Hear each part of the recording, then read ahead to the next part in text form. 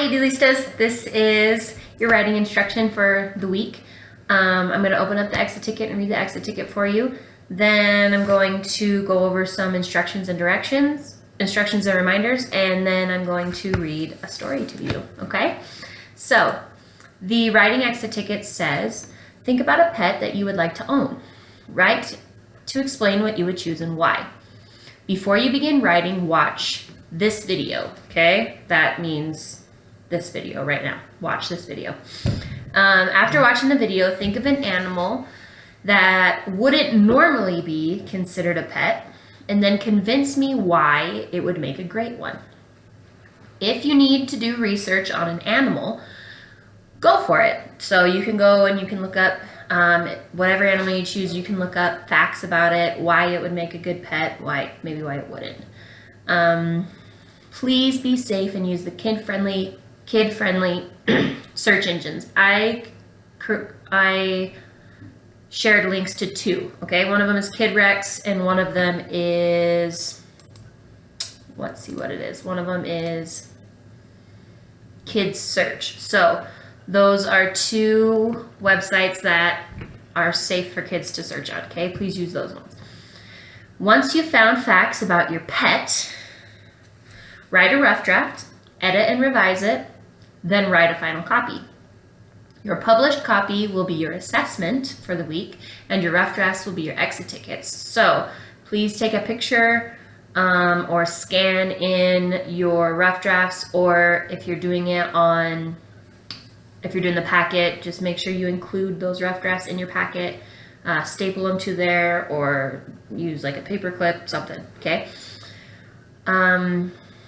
You are writing a persuasive and a research paper. I want you to have fun. Take pictures of your rough draft to send to me and write your final draft. Oh, I just realized, Idealistas, I didn't tell you how long this should be. 4 or 5 paragraphs, okay? I'll say 4 paragraphs, okay? Write 1 paragraph a day. Monday, Tuesday, Wednesday, Thursday, Friday. 4 or 5 paragraphs, okay? I'm gonna go ahead and put that in our exit ticket right now. Please write 4 to 5 paragraphs. 1 paragraph, 4 to 5 paragraphs. So, Idealistas. Now we're going to read a story. If I Had a Griffin. I got this book because I think you guys know I have a son named Griffin, and I thought that this was a pretty cool book to have. That's not how you spell Griffin, but that's okay. So I'm going to read this, and then I think you'll understand why it ties into the writing prompt that it does, okay? So, if I had a griffin. If I had a griffin, and this is what a griffin looks like.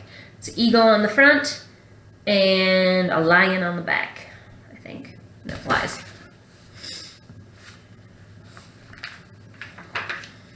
Last week I got a hamster, my first and only pet. He mostly eats and sleeps and hides and gets his shavings wet.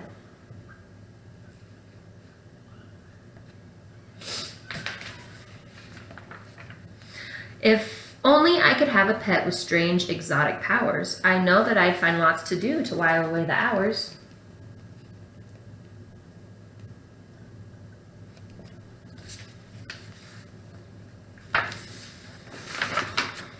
If I had a unicorn, I'd braid her silky mane. I'd make her silver horseshoes that tinkled in the rain. We'd prance through fields of posies and nibble nectarines. I'd shine her horn with candy corn to get a starry sheen.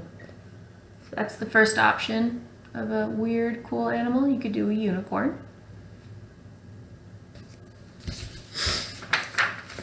Unicorns are pretty, but they're also very shy. On second thought, I'd like to give a hippogriff a try. There's another option. You could do a hippogriff.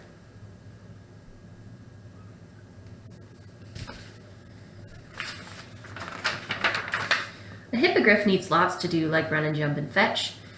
I take him to the dog park to give his wings a stretch. Looks like a hippogriff is a bird on top and a horse on the back.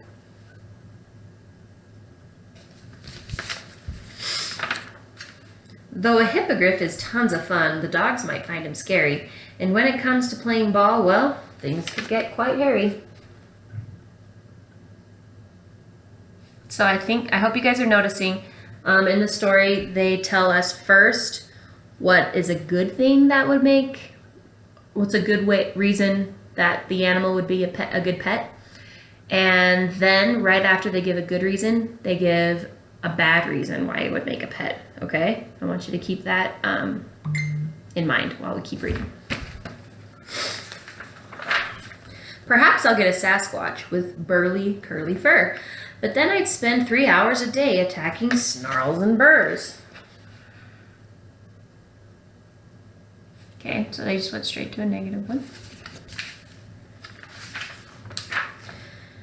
If I had a griffin, I'd love each flashing feather, but she needs flying every day regardless of the weather. So they gave a positive. It would be so much fun. She would love to see her feathers. Negative would be you have to, this is awkward, you have to take care of her every day. You need to maybe take her flying even if it's raining outside. Could be a negative. If I had a kraken, we'd swim in deep sea dive, but I would need a scuba suit in order to survive.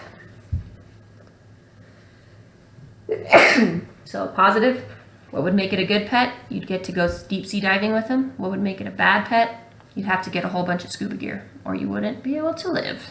You can't hold your breath. If I had a dragon with a temperamental snout, I'd need a fire extinguisher to put her sneezes out.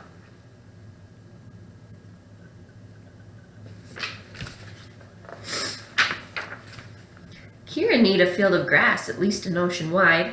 Jackalope needs sturdy reins for bumpy, jumpy rides.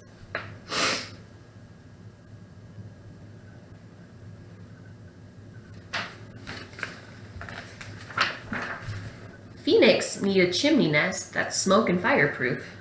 Manticore needs special floss for each and every tooth. The phoenix is a bird that's on fire, I guess. And a manticore is like looks like a serpent and a lion and a bat, maybe? I don't know. Sounds pretty scary. Harpies are too screechy. Chupacabras like to bite. Fairies play too many tricks. And kelpies hate the light. Basilisk is slippery. Chimera likes to scratch. Mermaids brush their hair all day. And sprites are hard to catch.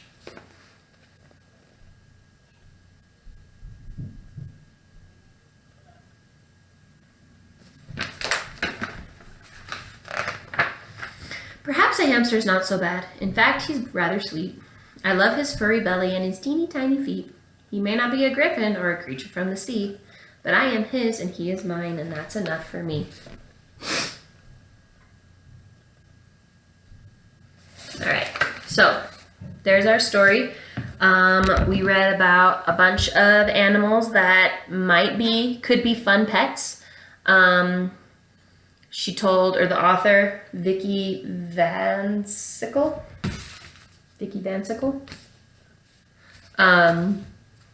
gave reasons why it would be really fun to have those as certain pets. Then she also gave reasons why that might not be such a good idea to make them pets. So that's how I want you to write your story, okay?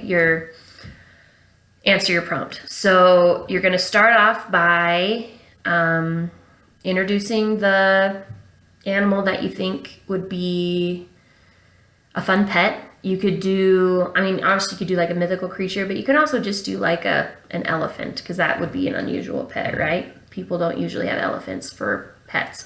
You could do, just an animal that's real, but it's not usually a pet, okay? You could do a lion. You could do a whale.